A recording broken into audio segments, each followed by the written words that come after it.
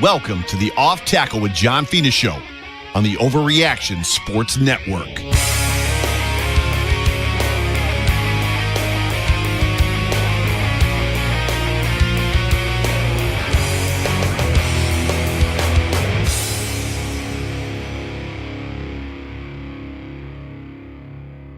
Welcome into the Off Tackle Show with John Fina, presented by Salins, also presented by FanDuel.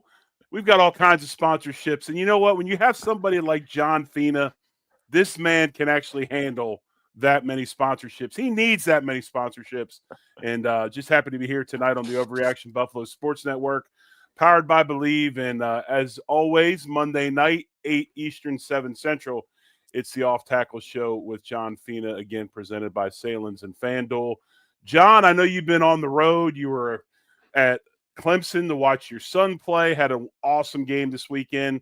Player of the week, your son Roman, who's a freshman, scout team player of the week. Then you jet set it up to Buffalo to catch the Chiefs game. Now you're back out in Tucson. I don't know how you do it, but you're doing it. And it's good to see you, my friend. How's things going? Good, man. Well, you know how I'm doing it because you're doing it too, chasing Owen and Jackson all over the Midwest and heading out to those UNI games. And I mean, you're logging miles on the car. I'm logging miles in the air, and it truly is exhausting. But what a pleasure for us, right? Just an incredible opportunity to see our boys, your son, older son, coach, and younger one play, and Bruno play, and Roman getting the learning in. It's an opportunity that, I mean, just we're lucky men. We're very lucky guys. Yes, very much so. And I have to ask, John, you were at the game on Sunday night. Chiefs in town, huge game for the Bills, great outcome. How was the atmosphere? I know you're kind of like the unofficial mayor of Buffalo. You're a little different than me. I'll chit-chat and stuff, but I kind of have my little pockets that I like to hide in. John is a man amongst the people. So I'm sure if you're watching, good chance you probably saw John at the game. How was the atmosphere, John? How was the day? It was fantastic. We spent quite some time at Lori's Tailgate over on Allen Street, right there at just north of the Big Tree Inn. And just, yucked it up with a lot of Bills Mafia, and then cruising into the game, bumped into Jim Kelly and his brothers. The whole crew was there. Joe Ferguson was there. Sat and watched the game with Daryl Talley, which was fantastic. We were just, cracking each other up. And that was the nice thing about it, Jerry. Once the game started, I wasn't as concerned, just the way they started the game. So yeah. Daryl and I yucked it up pretty good. Of course, we were, I'd like to spoil myself a little bit and take those M&T Club tickets. So, I was neither cold nor hot nor deaf. It's a little sanitary, maybe a little sterile, but it was still just a fantastic experience. Obviously, let's get into the game. Chiefs come to town. Chiefs leave town now with 4 defeats. Bills play an absolutely fabulous football game. Got better offensively, felt Josh Allen was in better rhythm. Still not quite where we want him. There's some plays that he missed. Got a little bit of happy feet here and there. But all in all, again, and you and I talk about it on the regular basis, John, it's really nice to be able to line up and run the football when you want to until your guy gets in rhythm. And I think that was the biggest part of the early, segment of the game, is that they were able to establish that run and let Josh kind of get into the flow.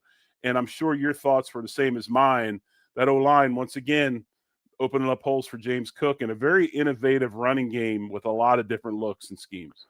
No question about it. And I think, you of course always watch the film the next day too. And I think what I found to be really satisfying were 2 things where Josh was under center, but he was also in the gun. We ran the ball from under center, but we also ran it from the gun. So we weren't totally predictable the entire time. That's point number 1. And then I'm sure you saw it. We were running James Cook so well. The play action, the safeties were coming up. The linebackers were all eyes in the backfield on James Cook, and it really alleviated a lot of pressure. We worked the short passing game because of that, but we also took a few great shots down the field. Kincaid, Knox, Hawes, Elijah Moore. So, people get a little worked up about Josh not having these huge plays. But as you and I know, when that running game is clicking, those opportunities open up because they have to support the run and the guys slip behind them. And I'm sure at some point in time of the show today, we'll talk about the addition of maybe another player by the trade deadline, which is tomorrow. If you haven't heard, Brandon Beane has redone Taron Johnson's contract and has freed up $1.75 million to probably help with the acquisition of another player, hopefully a wide receiver. Because when I watch this team, I just think about it. I'm like, if they just had one guy, and you get back Palmer that's healthy and this ability to run really good routes and get open underneath, one guy to stretch the field, to take advantage of some of the man-to-man looks that this Bills team gets because they run the ball so well and they've got to stack the box with players, just how much more open this thing can be. So, your thoughts on trades before we get into these video clips and breaking it down. Do you think the wide receiver still is the most important position? Or do you want to go say D tackle or something like that, considering we've got another guy hurt? What are your viewpoints on the trade market? Well, when you said wide receiver, of course, I think, there's an immediate need if somebody's available and can do those types of things, like people want to say separate or stretch the field.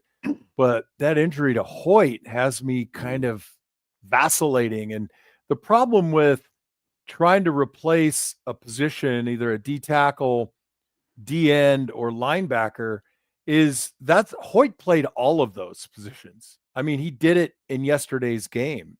He was at the stand-up 3 technique. He was on the edge. He was at depth. You can't just go out on the street and find a guy who did that. I mean, they who can do that. They specifically went after Hoyt because of his varied skill set, because of things that he can do. And it just gives them a great ability to, with the same personnel on the field, give you multiple looks and multiple threats. So, Jerry, look, I like where you're going. I just don't know what the hell the right decision is. And part of me says wide receiver, just because you want, with the running game working really well, you want to have that additional threat from a new wideout. I think the biggest thing is, John, when you look at it, I think we possibly have personnel on the team that can do some of those things. Can they do them as well as Michael Hoyt? You and I talked about it off air. I mean, he shows up second game back. It's like he's coaching the defense in nickel and dime. I mean, he's out there lining people up. He's running fake rushes. Him and Dorian Williams are working in conjunction to give this, rush look, but yet they drop off and play the spy techniques that allowed our defensive ends the freedom to rush how they want to rush. I mean, it was a really awesome performance by him. I think the key piece to this is, now that we're hitting a couple games where I know we got Tampa in 2 weeks, we got Miami this week, I think it's time. If you look at who we have on the roster, I think you got somebody, me personally, I've been wanting Greg Rousseau in that stand up over a guard for quite some time. I don't know if you do that. Does that lessen your team if you do that? I think Epinesa can do it. If you bring one of those guys inside, then you're going to have to add somebody. And we got somebody. I mean, we picked a guy in the 3rd round. Okay, Landon Jackson is that guy. Now, granted, has he picked things up or produced as well as we wanted him to right now? No, but here's the other thing. We just went through this with Bishop, and now all of a sudden Bishop is the darling of the town, right? Everybody loves Bishop. I told you Bishop was going to be. Well, Bishop had a lot of growing pains as well, right? Right. That's part totally of youth. with you. So do you go ahead and take the governor off and, let's get Landon Jackson up and get him a jersey, let him start getting plays, and maybe eventually you can see a nickel or dime look where you got Rousseau and Bosa again, but now you've got Epinesa next to Dorian Williams, or you've got, Landon Jackson goes and plays outside and Greg Rousseau plays that role. So I think there's some answers on the roster already. And then let's not forget Solomon. I mean, Solomon's been doing it for quite some time. But it's one of those deals where if you look at immediate needs and different things, I don't feel that way about wide receiver. Okay. I think the only option we have at wideout is Gabe Davis on the practice squad. So Yeah. I would hope to think if they do make a move, and I'm very apprehensive about this. I'm not so sure he's going to, but if he does, I hope it's at wideout. All right. And I agree with what you're saying. And everybody listening would say to themselves, yeah, you can just plug and play Rousseau at the 3. You can have Epinesa and Bosa on the field at the same time. You could run a 3-man front. You could put Bernard, Shaq Thompson, and Matt Milano or Dorian Williams in, and run kind of a 3-3 if you wanted to do something like that. Or, yeah, but to me, not the problem, but the challenge is, how much time do you have to plan? How much time do you have to script it and practice it and run it, right? There's only a limited amount of time. So I think if you are going to move Rousseau inside on occasion, you're going to have to be comfortable with him every now and again dropping out, right? And playing a spy role. And I think it's doable. Again, it's a function of, what do they want to achieve on a game basis, game to game philosophy for who they're going to face against what personnel groups. And you're right. Probably Gabe Davis is the next man up, and, give him another shot. Look, we brought Poyer back, and we can argue that's made a huge difference in the defense, not just the number of tackles, but the leadership and the direction. Right. And I think that, a young kid like Bishop has been feeding off of him. It looks pretty obvious. I mean, until somebody tells me different, I'm going to give Poyer that mantle of leader and mentor, and he deserves it. And he's always been that guy. Before we get to the clips, and I know that you've got some stuff pulled up ready to talk about, maybe the one thing you saw from this game on Sunday that, I don't know, was shocking or surprised you, or you were happy to see, kind of one thing that really stood out to you that you were like, hey, because when I watched this game, I'm like, this team is different than I've seen play against the Chiefs in the past. I mean, this is a completely different type of team. What did you see maybe that excited you out of this game on Sunday? Well, sometimes, we say, guys, teams look flat when they come out, and Kansas City came off a short week, if I'm not mistaken. They didn't look energetic, I guess is the easiest word to use. And then the Bills made him pay for it. So the one thing I noticed is there was a relentless attack on Patrick Mahomes, and we've gotten close to him for game after game after game and just have had such a hard time affecting his throws, getting him to the ground, hitting him, really. And it was shocking to me how he spent more time on the ground in this game than I bet any 6-game stretch of his entire career. And they just kept amping it up. Now, that's not to say, look, we gave up this god-awful 4th and 17, and we gave up a couple of other, 3rd and very long situations where we were trying to bring pressure. Their offensive line picked it up. But I didn't get the feeling that the defense was going to go defeatist, and they just continued to raise their level of play. And that to me was very impressive, and it stuck out. Before we get, as we get done this show, you can hop on to ESPN or ABC, Cowboys and Cardinals tonight. Cowboys, the line presented by FanDuel is 3.5 points. The Cowboys are laying 3.5. But, you talk about all this exertion, John. You talk about all this energy expenditure. When I do that, I get hungry. I get hungry. And I think about, I'm in Tulsa, Oklahoma, and I just wish I was in Buffalo or Tucson or Frisco, because if I was, I could go to the Anchor Bar. Yeah, Jerry, I'm telling you, Frank and Teresa had the greatest idea. In 1935, they opened their restaurant, but in 1964, they came up with the original chicken wing. They're currently serving over 15 million pounds of chicken wings annually. And I know that's what you used to bench press, and that's okay. But Anchor Bar's bottled wing sauce is available in more than 4,000 supermarkets worldwide. I mean, that's crazy. Customers can even order the famous buffalo chicken wings to be shipped to Tulsa, Jerry, if you do not have a location in your hometown yet, because there are 17 franchise locations, one in Tucson, Arizona, where the great and beautiful Stella Fina works. Frisco's opening up, Frisco, Texas, Raleigh, North Carolina. If you don't have a location, order them up. And by the way, Jerry, Anchor Bar is a proud recipient of the prestigious James Beard Award.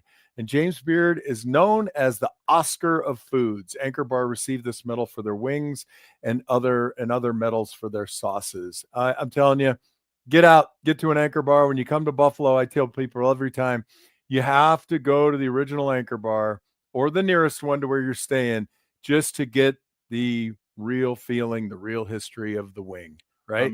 I made buffalo chicken sandwiches the other night, pulled out one of my bottles of Anchor Bar wing sauce from my closet or my pantry, and they were a hit. So anyway, Anchor Bar, home of the original chicken wing, and we are proud to say they are a sponsor of the Overreaction Buffalo Sports Network here on YouTube and also on our podcasting platforms and everywhere else. Let's get into the clips, John. Let's. I know you pulled up some plays. I think you got 4 of them today, and let's take a look at them.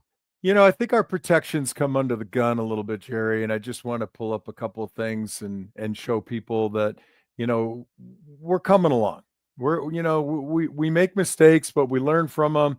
And here's a 6-man rush. It looks like a 6-man rush, but it ends up being a 4-man rush because, Spagnuolo, he has so many different varieties of looks and he brings different combinations of rushers all the time. And the Bills, as you know, do more 5-man protection than any team in the NFL. So what's particularly interesting about this clip is before the snap, Connor McGovern has to decide which way he's going because he's uncovered. And then the opposite side, we talked about it last week, you got to squeeze, right? You got to make sure that you take the inside guy. So if you keep your eye on Torrance and Spencer Brown here, they're confronted with 3 guys on their side, and they got to take the biggest threat. And it looks like it's going to be the end and the 3 technique. But as I run the play, you can see that the end kind of gives a soft rush, but the linebacker comes. And if you watch Spencer Brown, you just take a look and he reads this pretty well. The linebacker comes up late and he squeezes down and fronts him up. Jerry, tell our listeners why it's important you go inside out. Well, you want to make sure you go inside out. And what the Chiefs did here is they ran a sim pressure and they gave a look of blitzing multiple people, but they dropped guys out and they only rushed 4. And the thing about it is they try to create confusion. Like John said, they try to get the center to slide one way and then bring the pressure away from where they predict the slide to be. It's really important to take the inside away because it's the quickest point to the quarterback is a straight line. And so when you're inside, that's the closest point. So you want to make sure you take that away. If you remember last week or 2 weeks ago, it was 2 weeks ago, Deion Dawkins did not take the inside away, and we got a sack on that play. The other thing about this play that's pretty beautiful about it is this is a Joe Brady anticipatory play call that he kind of probably, foresaw the Chiefs going to run this, and we're going to do some sim pressure. So, yes, we do not have a back end to block, but that's because the back is outside wide and is the built-in hot receiver with Curtis Bolton rushing over the tackle over Spencer Brown. The end kind of somewhat dropping or playing out. You got a wide open Johnson outside, easy pitch and catch, and gets the first down. So Bills were prepared for this one and had a plan because once they run that sim pressure, all of a sudden you look outside, you've got leverage. You got more blockers than they have defenders. Easy pitch and catch, first down, really good play by the Bills. And you create some vulnerability if you're able to get the ball out when they have these creative fronts, right? Because guys are coming up to threaten, but then they have to bail, which means they're very close to the line of scrimmage. And then on the snap of the ball, if they're bailing out, they've really got to work to get the depth and then find the receivers at the curl or the flat. So if you pick up the inside rusher and you can get the ball out, you can really create a nice opportunity. Next play up. And I just brought this one up, I don't know, just for kind of giggles to kind of talk about the way in the NFL now, Jerry, you've really got to protect. It used to be 10 on 11, right? The quarterbacks weren't a real threat. And now with guys like Josh Allen, Patrick Mahomes, Hurts, Jaden Daniels, and the list goes on and on. Quarterbacks are now a threat. So it's more 11 on 11. And depending on the types of guys you're playing, you're going to see linebackers or nickel corners who are just going to sit there and spy the quarterback. They don't have any other responsibility than spy. And on this particular play, we're going to see a spy. And then the other one, the other linebacker or the nickel is going to peel off and go man on our running back, Jerry. So again, a very interesting front from Spagnuolo. and we'll look at how the Bills pick it up. I'll give you another look at it. 5-man front, 6-man look, 5 guys come, but one is a spy and one has the back out of the backfield man-to-man. So I think this is kind of the answer to the previous defense about making sure somebody's got the back out of the backfield. Well, the other thing about this is, you've got a guy like Kincaid. If we saw the wide copy, the way that the Chiefs line up, you've got a guy like Kincaid, and now all of a sudden, instead of being covered by a safety or a corner, he's covered by a linebacker. And that's a mismatch. That's why tight ends are so vital in today's football, with offenses' willingness to evacuate players from the inside, moving them out, multiple receivers, and defenders having to then widen out as well. You've got mismatches between tight ends and players that don't normally live in coverage situations. And this one was a nice setup as well. I thought Brady did a good job with this. I'll take Kincaid over a linebacker any day of the week. Totally agree. Another thing about this, Jerry, is with the spy. I think that's Karlaftis in the middle of the field. I'm not sure.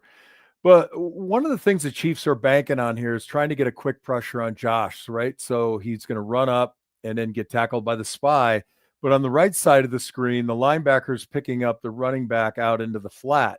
So really what they're hoping for is get a quick enough pressure that Josh either scrambles or ends up making an errant throw or holds the ball and gets sacked. But as you can see, I mean, this pocket it's damn near 15 yards wide. Gives time for Dalton Kincaid to really find an opening, sit down, and make a great play. And Jerry mentioned the sideline copy, and I always struggle about, it's the off-tackle show. We're talking about offensive line, and I want to make sure that I'm sticking to that. So you can't always show both copies. Well, the other thing is too, John, and I want to go back and make a point about the back. When you have the back coming out of the backfield, yes, you're removing him from a blocking situation, but a lot of times, like you saw, a player has him in man-to-man coverage. So when that linebacker runs with the back, he's basically blocking himself by going into coverage. Yeah, you're right. You're absolutely right, Jerry. All of this and this game, continues to make me hungry.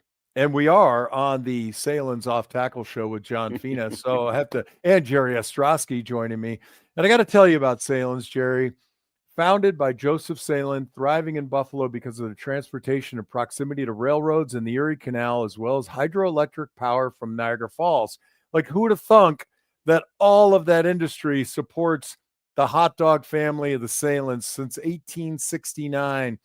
The 5 generations of making the best hot dogs and deli meats that you can find in Western New York. Truly a signature of our great Erie County in Western New York. I, for one, Jerry, love a kraut dog with a little bit of mustard. I also like a chili dog. I can never say. So you know what I do? I have both. And then I have a third. And then I have a fourth.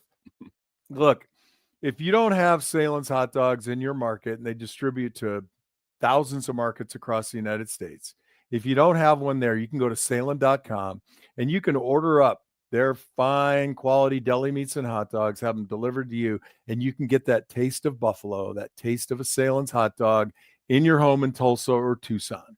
So thank you very much to the Sahlen family and the company for supporting the Off Tackle Show with me and Jerry tonight.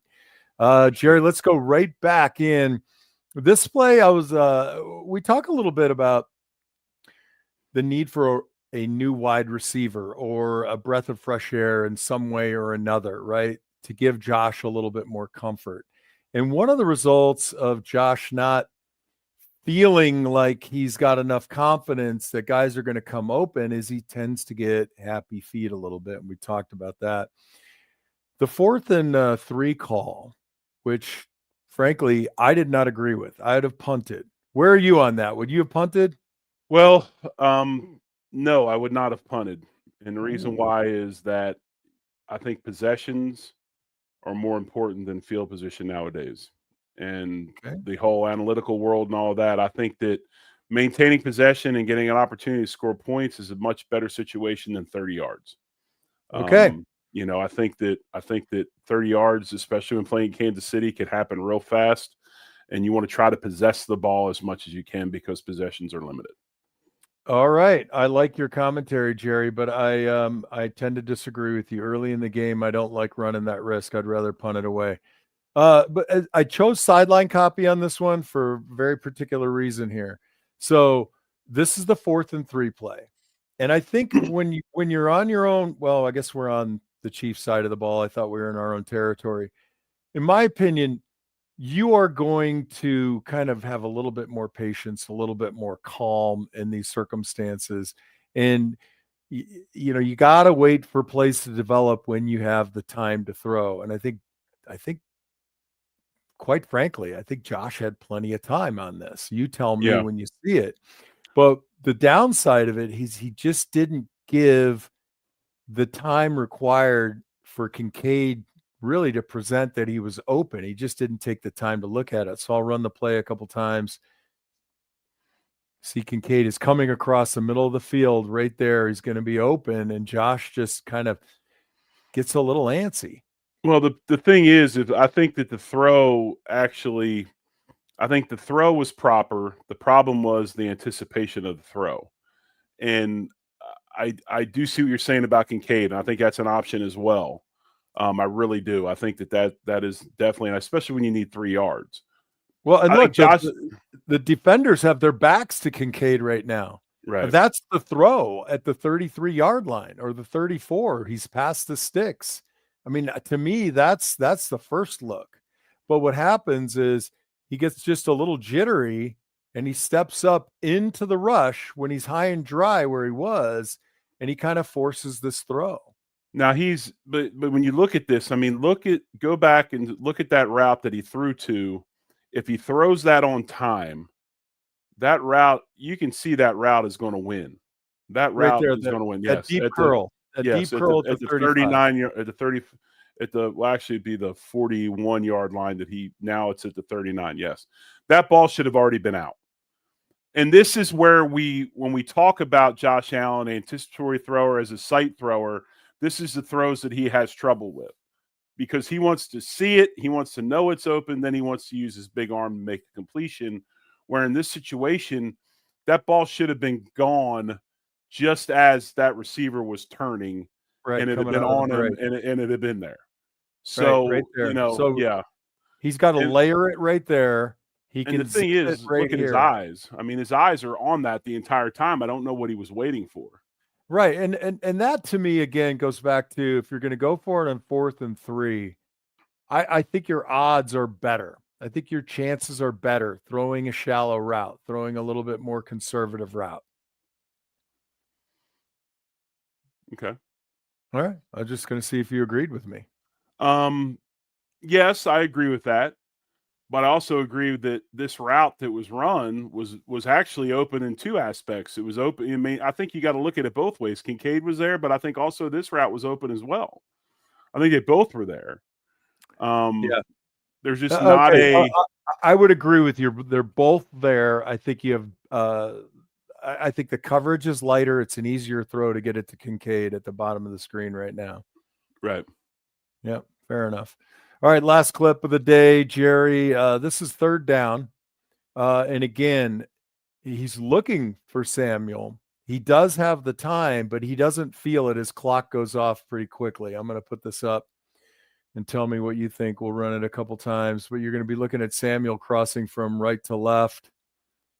If I can get it to start. There we go. And here we go. So good protection. Josh likes to slide a little to Deion Dawkins. So I think that kind of hurts him a little bit in some of these situations. It's hard to see where Samuel's open, but it's to the left side of your screen, and he looks at him. He just doesn't look at him for another half second because he's coming open. You can see part of his body in the screen. Yeah, they call that a scat route. So basically what that receiver does is that Samuel or is that Samuel. Okay.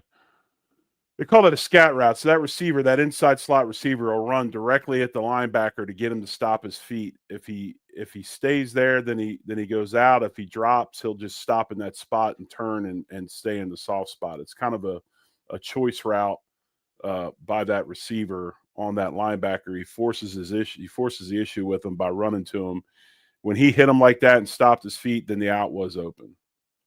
All right. Well, the upside is the protection was pretty darn good in this game. The 5-man protection. I think the sacks were mostly Josh leaving the pocket a little bit too early. Guys up front didn't get beat quick, didn't get beat inside. We had a couple of gaffes, but nothing that was, tragic. So again, as we talked about some of the in the preceding weeks, there are certain challenges about recognition of fronts. And when you play Spagnuolo and the Chiefs, you really have to be tight. And I think the Bills did a hell of a job. And as Jerry and I will echo all the time, as old offensive linemen, you go run first. You really help yourselves setting up for the pass plays. And I liked what Joe Brady did, the blend between under center and shotgun, both run and pass. No, I agree. And I don't think there was a lot of protection breakdowns in this game. I thought the O-line did a really good job, especially with some of the elaborates that were thrown at them. I thought they did a good job. I thought still, as Josh was much better than he's been over the last couple of games, I do believe that he still had a little bit of that, like you said, angst in the pocket. But hopefully that continues to get better. And again, like we've talked about many, many times, you just stated it again, as long as you can run the ball, you can do a lot of things. So it'll be interesting to see what they do in Miami this week. I expect them to continue on this trend of quick passing game and then try to get something deeper. I did think it was awesome. You saw the Elijah Moore catch.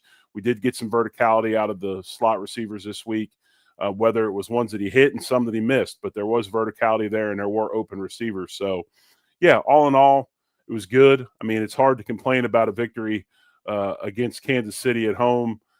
Again, the defense was lights out. Offense did what they needed to do. And the other thing that was awesome, John, and I think you'll back me on this, 4-minute drill situation. They killed it all the way down to 21 seconds. The field goal, the field goal, if he makes it, then it's over. But even with missing it, still you got 21 seconds to go that far. That's tough for anybody, including Patrick Mahomes. Yeah, we got a funny comment here in the we might as well sit Josh against Miami. I don't know, Tracy. I don't think I'm sitting Josh. Dude, maybe you'll sit. I know she's kidding, but that big athletic sucker, I'd let him go play where Hoyt was. That'll be my replacement for running in on nickel and dime. I'll put him at Hoyt's spot and let him go rush the passer. Right. And I don't know if you pulled this up or not. I didn't see you do it. Thanks, Danny Kwan, personal friend of mine in Las Vegas. Thank you for the super sticker. Much appreciated, sir. Jerry, we got a big week coming up. It's always a big week against Miami, and we got all the shows on the Overreaction Sports Network to get you prepared as a Bills Mafia fan for this game, for every game, and a variety of ways to come at it. You got my show on Monday. Last night you had Jerry and Joe on the Overreaction post-game show. Tomorrow night, Jerry, it's On the Beat, and I think it is I think it's Chris Trapasso. It is Chris Trapasso. Chris Trapasso. Yes, it is. Yeah, welcome. So if you guys want some of the insight that the Bills beat reporters bring, On the Beat is a fantastic show. And then on Wednesday, it's Jerry Ostrowski and Zig Fracassi on I always get this wrong. 7 days of Sunday. 7 days of Sunday. Jerry and Zig will tell you a little bit what you want to know about Miami and how we're going to beat them like we always do. Knock on wood. And then we've got Mafia Bets with Dan Freddy, who's laying off amazing bets. If you're into that kind of thing, of course, we don't endorse it. We don't tell you you're going to win. Only do what you're comfortable with. Dan Freddy's show has been great. And, of course, we've got the walkthrough with Anthony Marino. That's a quick shot. Getting you ready on Saturday before the game. So everything you need from the Overreaction Sports Network. And if you just put a .com at the end of that and you go to your web browser, you're going to get all the Buffalo Bills stories from everywhere in the country in one location. That's overreaction.com, overreactionbuffalo.com. So, yeah, once we're done here, hop on TV. You can watch the Cardinals and the Cowboys. Cowboys laying 3.5, that line presented by FanDuel. And FanDuel, a presenter of the Off Tackle Show and all the shows on the Overreaction Buffalo Sports Network. For John Fina, I am the Big O, Jerry Ostrowski. We appreciate you tuning in. We don't take you for granted, folks. Thank you so much for taking the time to watch, to listen. Remember, if you don't catch us on YouTube, you can also catch us on the various podcasting platforms, as the show will be out on there as well. And we'll be back with more this week. And John, where's Waldo this week, John? Where are you going this week? Connecticut, Yukon. Yes. Duke at the Yukon Huskies. Have fun with that. I will be back at Cedar Falls, Iowa.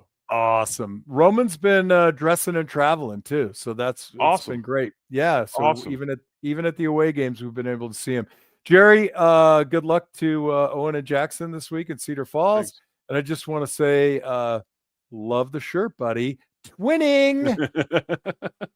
Victory Monday for all of us who celebrate. I'm John Fina, and Jerry likes to be last on this, so I'm just going to say thanks for listening. Thank you to Salins, and go Bills. Much love, folks. Appreciate you. Go Bills.